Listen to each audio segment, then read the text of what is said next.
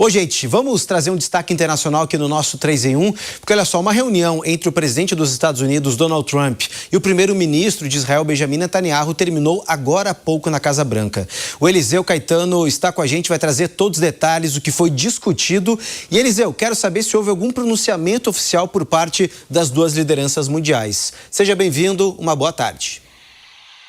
Oi, Cássius. Muito boa tarde para você, para os nossos colegas debatedores aí no estúdio e, claro, para todo mundo que acompanha o 3 em 1, queridinho das tardes aqui na Jovem Pan. A gente fala ao vivo direto dos Estados Unidos, porque terminou agora há pouco essa reunião entre o presidente do país, Donald Trump, e o primeiro-ministro israelense, Benjamin Netanyahu. Reunião essa que durou 3 horas, viu? E eu consegui informações sobre os bastidores. Foi uma reunião a portas fechadas, mas nós, do jornalismo da Jovem Pan, obtivemos ali acesso a algumas informações sobre os tópicos discutidos por eles, como, por exemplo, negociações nucleares dos Estados Unidos com o Irã, o processo de paz em Gaza e até ameaças regionais de segurança, como o arsenal de mísseis iraniano, estiveram como assunto na mesa. Trump teria expressado a sua preferência por um acordo diplomático com o Irã, apesar das preocupações de Netanyahu, mas nada de definitivo foi concluído. Ele também teria insistido que as negociações continuem para ver se um acordo pode ou não ser alcançado em breve. Antes da reunião, Cássius, Benjamin Netanyahu se encontrou com os enviados dos Estados Unidos, Jared Kushner e Steve Witkoff, e assinou formalmente para se juntar ao Conselho de Paz a iniciativa de Donald Trump de criar ou recriar uma nova ONU, na presença, inclusive, do secretário de Estado, Marco Rubio. Não houve uma coletiva de imprensa conjunta após essa reunião. A imprensa também não foi permitida lá no Salão Oval durante esse encontro, mas agora há pouco Donald Trump fez um post em sua rede social. Ele disse o seguinte: acabei de terminar uma reunião com o primeiro-ministro de Israel e vários de seus representantes. Foi uma reunião muito boa, extraordinária entre os nossos dois países. Não foi alcançado nada definitivo, além de eu ter insistido que as negociações com o Irã continuem para ver se um acordo pode ou não ser concluído. Ou seja, indo de acordo com aquilo que a nossa fonte falou ainda há pouco mais cedo, antes da gente entrar ao vivo aqui na Jovem Pan. Donald Trump, na nota, disse ainda que, se puder, ele deixou claro ao primeiro-ministro que essa será a preferência. Agora, se não, eles vão ter que esperar para ver um resultado, né? Da última vez, segundo a nota de Trump, o Irã decidiu que era melhor não fazer um acordo e, em seguida, foi atingido com aquela operação Martelo da Meia-Noite, que, aliás, nós acompanhamos ao vivo aqui na programação da Jovem Pan, quando algumas instalações, 3 instalações nucleares lá no Irã, foram bombardeadas e parcialmente destruídas. E aí o Trump termina a nota dizendo: olha, isso não funcionou bem para eles. Espero que dessa vez o Irã seja mais razoável e também mais responsável. Além disso, Donald Trump disse que discutiu com Benjamin Netanyahu o enorme progresso que está sendo feito lá na faixa de Gaza, na região do Oriente Médio em geral. Ele disse que agora há de fato paz no Oriente Médio e depois agradeceu a todos pela atenção. Não houve, portanto, uma coletiva, mas agora há pouco Donald Trump se pronunciou por uma nota. Benjamin Netanyahu não falou com a imprensa. Cássius. Perfeito, Eliseu. Obrigado pelas informações. Bom trabalho para você aí. E chama bastante atenção, viu, gente? Essa aproximação de Netanyahu com o Donald Trump é o 7º encontro desde 2025, ou seja, desde o ano passado.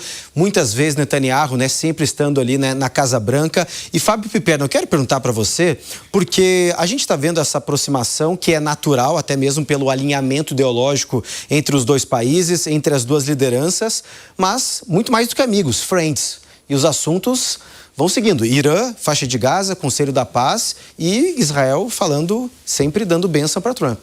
Bom, e até porque é o seguinte, Netanyahu vai muito lá para a Casa Branca, Cássio, porque também ele não pode viajar para outro país. Ele é um procurado pelo Tribunal Penal Internacional. Então, por exemplo, ele não pode visitar o Brasil. Ele não pode parar, por exemplo, na França. Então, ele vai sempre lá para a Casa Branca. Isso realmente é verdade.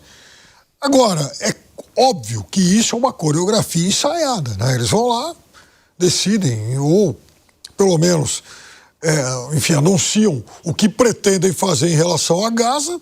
Não há nenhum tipo de consulta a qualquer palestino que seja. Então, é óbvio que essa sempre vai ser esse dueto Trump-Netanyahu jamais vai ser objeto de consenso ou, pelo menos, de plena aceitação por parte, enfim, das demais nações. Em relação ao Irã, são inimigos declarados, dois países que estiveram em guerra com o Irã muito recentemente. Agora, quando eles combinam o que vão fazer com o Irã, ou pelo menos o que o Irã será obrigado a fazer, é preciso também se acertar com a outra parte. Eu até agora não vi nenhuma manifestação do governo iraniano sobre aceitar ou não essas imposições. Ô Alangani, inclusive tudo isso, né, não só essas reuniões, mas também essas discussões bilaterais, querendo ou não, acabam aumentando o temor lá no Oriente Médio. Com certeza, né? Um barril de pólvora, aquela região. Agora, a situação do Irã é uma situação bastante delicada. Quando o Donald Trump jogou aquela bomba anti-bunker, né, que era justamente para destruir o arsenal de material radioativo, né, de energia nuclear, supostamente para fazer uma bomba no Irã, o que foi aventado pela imprensa internacional, pelo Financial Times, é que o Irã acabou tirando, né, todo o governo acabou tirando o arsenal antes. Mas ali não se tratava apenas da destruição do arsenal nuclear, mas os Estados Unidos estavam tentando provocar uma mudança, uma queda do regime. Vamos lembrar que há poucas semanas antes, né, houve uma ação coordenada com Israel, que houve ali o assassinato de vários líderes dentro do Irã. Essa ruptura não ocorreu. E agora, de novo, o governo de Donald Trump tenta esta queda de regime. Só que não é tão simples. Houve toda aquela rebelião interna dentro do Irã. Não foi possível a queda do regime, houve muitas mortes, muita violência, e os Estados Unidos não conseguem, né? Como é que operacionaliza isso, dado que uma incursão terrestre no Irã não é trivial, né? Seria muito mais complexa do que a operação no Iraque, que já foi bastante complexa. No Irã é muito mais difícil, seja pelo terreno, seja porque o Irã tem uma economia mais organizada do que tinha a do Iraque, tem mais recursos, inclusive energéticos, do que também tinha o Iraque, e melhores conexões com a China e com a Rússia. Mas é um barril de pólvora. Se ocorrer uma invasão no Irã, eles podem fechar o Estreito de Hormuz, e isso traria um choque de preço no petróleo. E olha, gente, falando ainda sobre o Irã, pegando esse gancho, o país celebra a Revolução Islâmica sob a pressão dos Estados Unidos. Assunto para o nosso correspondente Luca Bassani. Luca, seja bem-vindo aqui ao nosso querido 3 em 1. Quero saber se esse dia também foi marcado por mais protestos por aí. Seja bem-vindo, uma boa tarde, meu amigo. Uma boa tarde também a você, Cássio, a todos que nos acompanham aqui no 3 em 1. De fato, um dia histórico para o Irã, mas não tão comemorado pela população em si.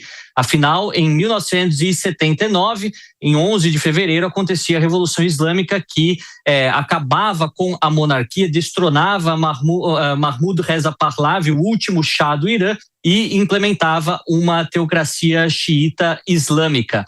Neste momento, então, 47 anos sendo comemorado, alguns fogos de artifício e algumas pessoas na rua. Afinal, pesquisas recentes mostram que entre 19% e 25% da população ainda são fervorosos apoiadores da República Islâmica, mas muita insatisfação e pessoas também gritando nas ruas e nas suas varandas: fim à ditadura, morte a Ali Khamenei, ou entre outras palavras de ordem para expressar a sua insatisfação. Afinal, durante o final do ano passado, começo desse ano, fortes manifestações aconteceram com um número de mortes elevado, 7 mil pessoas, mais de 53 mil presos que ainda aguardam julgamento, até mesmo execução, e uma situação econômica extremamente desastrosa, com mais de 70% de inflação nos alimentos, 40% da inflação total, ou seja, um cenário econômico bastante difícil. Apesar disso, a República Islâmica permanece no lugar com a sua guarda revolucionária, exercendo as funções militares e respondendo sempre aos Estados Unidos, que, como vimos anteriormente, continuam a sua negociação para acabar com o programa nuclear do país. Vamos ficar de olho como isso poderá repercutir, mas não é muito comemorada pela população em si essa data histórica, que hoje completa 47 anos. Com certeza, viu, Luca? A gente vai estar de olho, acompanhando todas as movimentações. É claro, também toda essa pressão de Washington para cima de Teherã em relação, né, às negociações nucleares. É uma data extremamente simbólica, importante, mas também recheada de protestos devido, né, a todo o islamismo e toda a pressão que é feita em relação à população de lá. Obrigado mais uma vez, meu amigo. Uma boa tarde para você e até amanhã.